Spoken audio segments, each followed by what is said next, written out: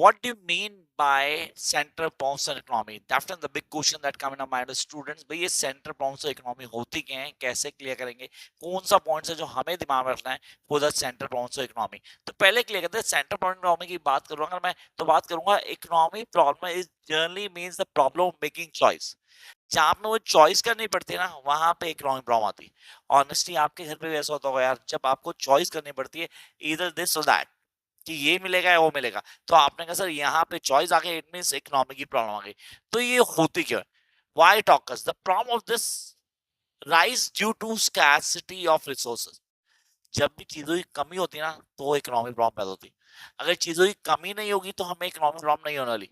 We have lack of money, that's why we have to choose either this और that.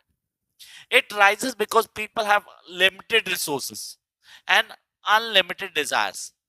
Limited resources or desires unlimited है. So therefore we can say that can satisfying all human needs is too difficult for people with limited resources. मतलब कुछ लोगों के पास जिनके पास resources ही बहुत कम है यार, वो कैसे सबको सेटिस्फाई करेंगे। तो ये हो गया हमारा basic reason behind center bounce economy. तो आपने कहा center bounce economy rise just due to the limited resources and unlimited wants. यहाँ पे क्लियर हुआ कॉन्सेप्ट, सबको समझ में आया? अच्छा, इसके 3 पॉइंट्स जो हमें क्लियर कर लेंगे। सबसे पहले कॉजेस।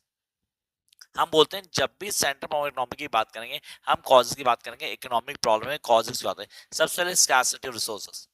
यार हमारे पास रिसोर्सेज बहुत कम है, we have limited resources, जिसको आप बोलते हो scarcity of resources, जिसमें आप बोलते हो resources like the labor, land, capital are insufficient to compare to the demand।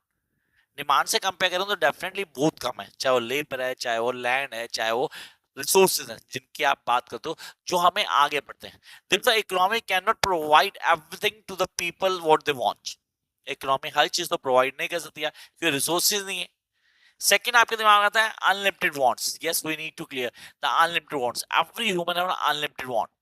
आपकी मेरी एक चीज पूरी होती है, दूसरी आती है, दूसरी पूरी होती है, तीसरी आती है, तो ये तो गड़बड़ है यार। मतलब how good will deal with it.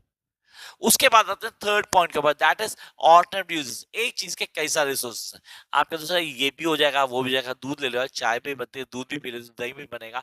तो आपने कहा कई सारी चीज आ गई। तो यहाँ पे एक ही चीज के बड़े सारे रिसोर्सेज होते हैं, बड़े सारे यूजेस आते हैं, तो वो चीज डिफिकल्टी प्रॉब्लम क्रिएट कर देती है। तो ये आ गया सेंटर प्रॉब्लम्स ऑफ इकोनॉमी। अब आपको क्या समझना है? आपको समझना है what to produce, how to produce और होम टू प्रोड्यूस। इसके लिए नेक्स्ट शॉट देखना मत भूलना। Bye guys.